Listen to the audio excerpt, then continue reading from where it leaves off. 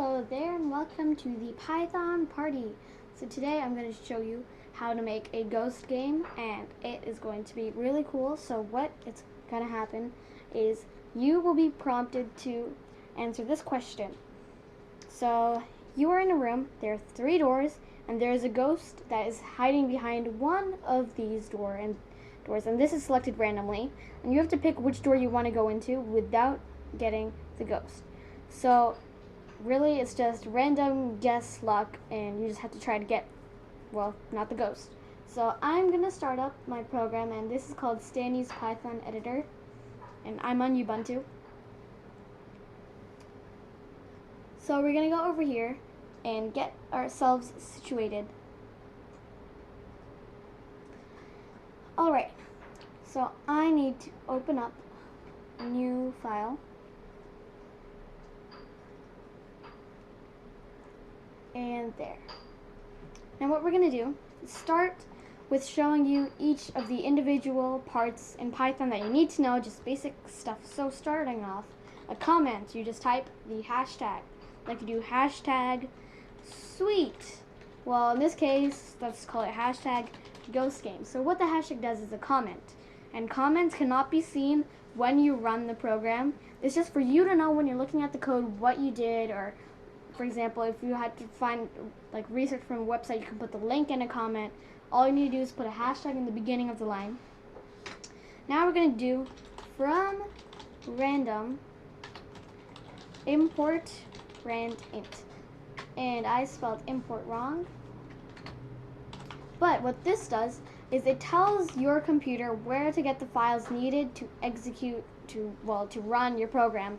So what it's going to do, it's going to go from the random folder, it's going to import randint, which is basically random integer, and bring it to the terminal or whatever you're using to run your program, so that it knows what to do once you reach the line where you're using randint.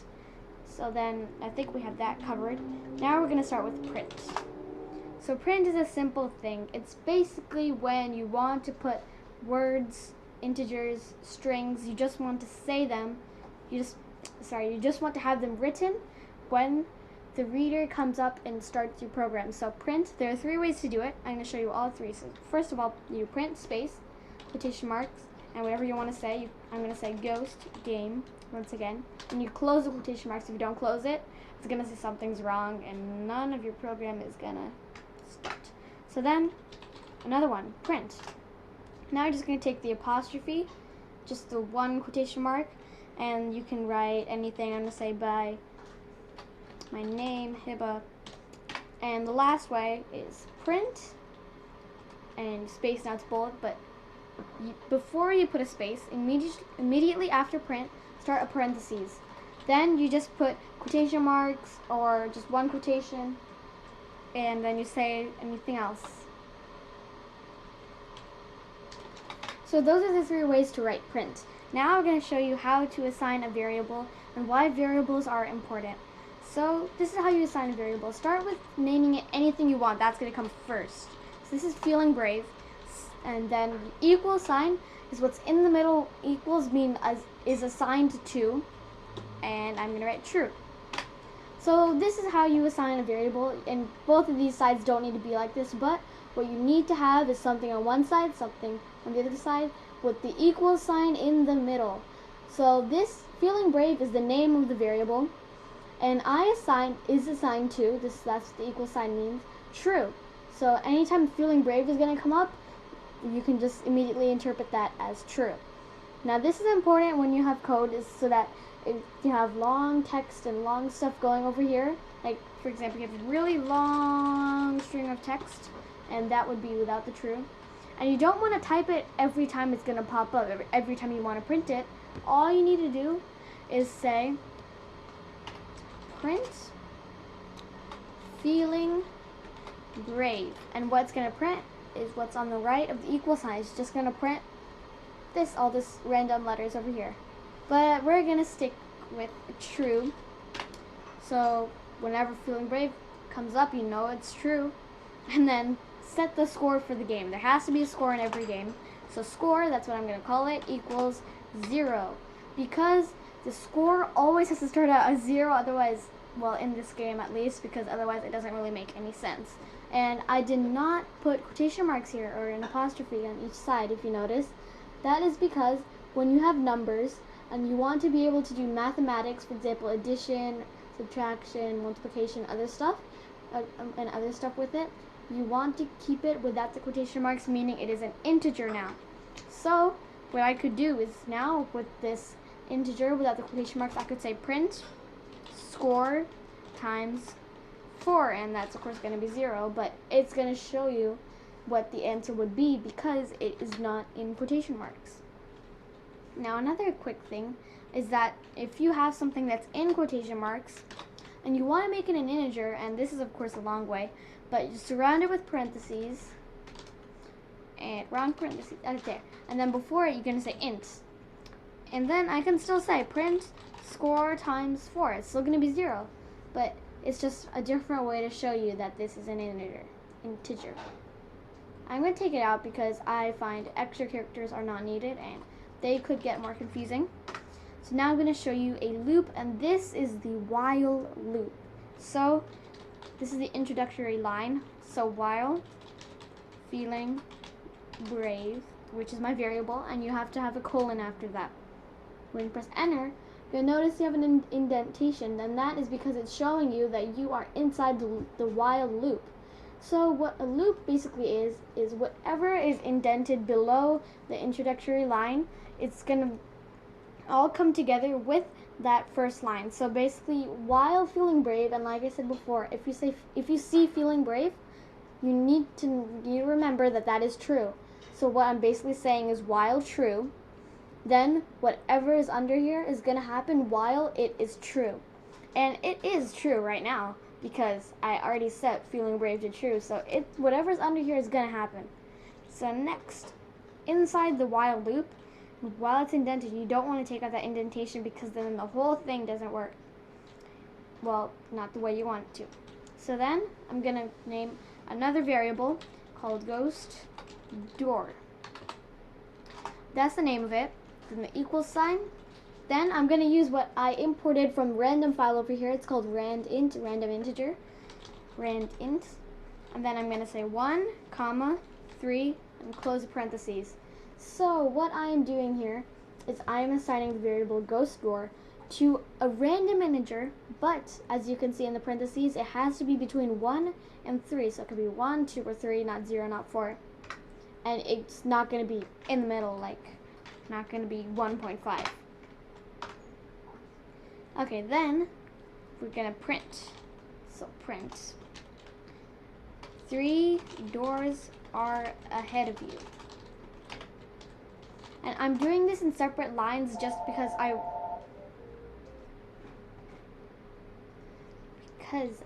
want to print out a ghost is behind 1. And I am spelling interesting today. Okay. Oh yeah, and also if when you press enter it's not automatically indented, you can just press tab and however many times until it's aligned. It's just simple, but you have to make sure it's aligned. So then print again. Which door do you open? Let's say open up. So now we're going to assign another variable which is going to be called door. And door is equal to input 1, 2, or 3. So now let's explain a little bit about input. So what's going to happen here is when you're running the program, after all of this that's above has occurred, then this variable is going to occur. Well, it's going to ask for the input of 1, 2, or 3. So the reader, the person who is going to actually perform the program, is going to be asked 1, 2, or 3, and then you'll be able to type 1, 2, or 3. And if it is 4 or 5, well then we can deal with that later. So then, after we've assigned that, another variable, door or number equals, and two equal signs, and I did that again. Okay, so door number, which equals one equal sign, integer, or just int, and door. So as I said before, int, all it does is makes it an integer, so you can do mathematics with it. And so door number equals int door, that's one variable. Then we're just gonna make another loop. If door num, now here's where the two equal signs are. Two equal signs. Then gonna use that variable above again, the rand int one. So equals ghost underscore door, another colon. So this is a loop called the if loop, and basically what comes after the if that is true, then whatever's under it and indented is going to occur. So what I'm saying here is these two equal signs, it determines whether or not what's on the left of them and what's on the right of them is equal to each other in terms of numbers, or like integer size. So if this is 2 and this is 3, then all this under is not going to occur. But if this is 1 and this is 1, then yeah, it's going to happen.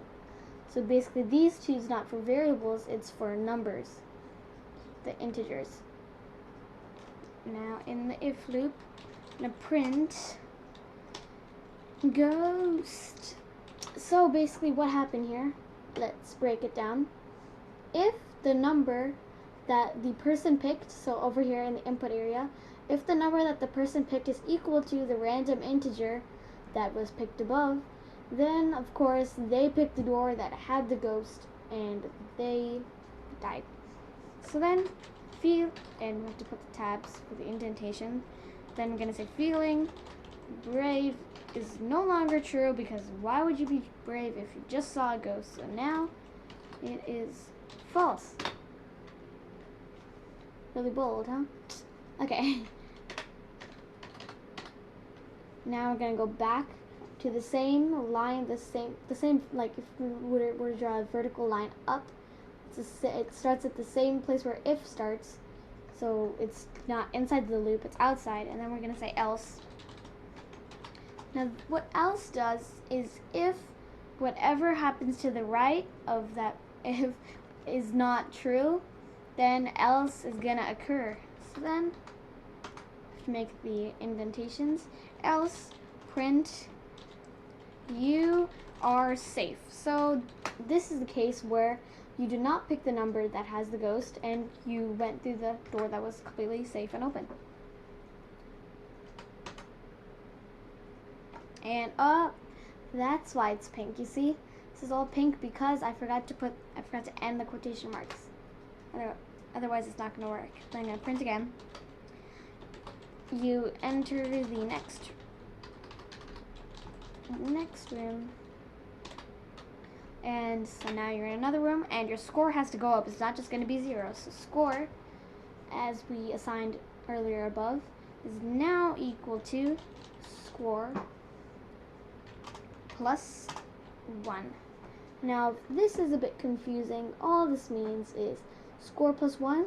I know there's 2 scores, but this score is the same as the one before.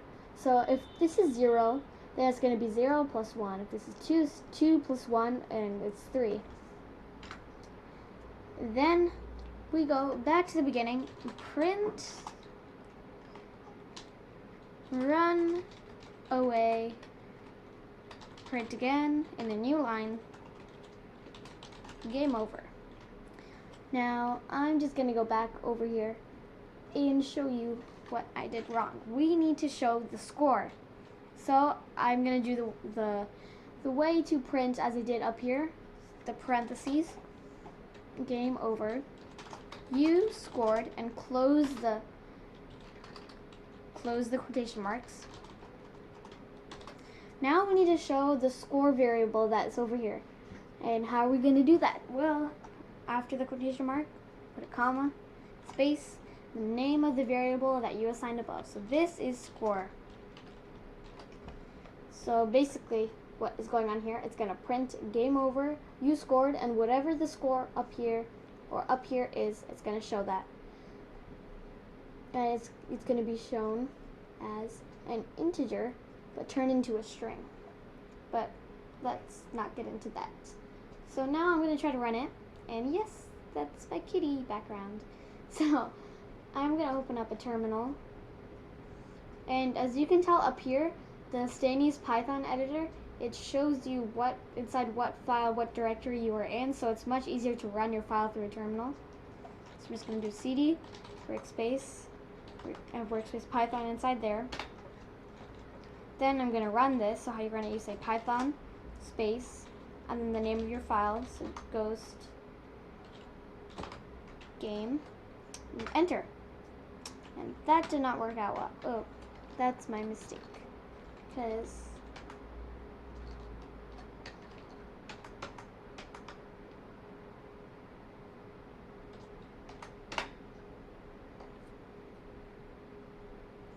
just have to save it.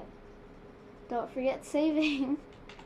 There we go. Okay, so now you see it printed perfectly well here, printed perfectly well, printed perfectly well. So all these printed out fine. This is when I use the print command. But then 1, 2, or 3, that's where I was over here in the input. Let me make this bigger. So this is where the input is.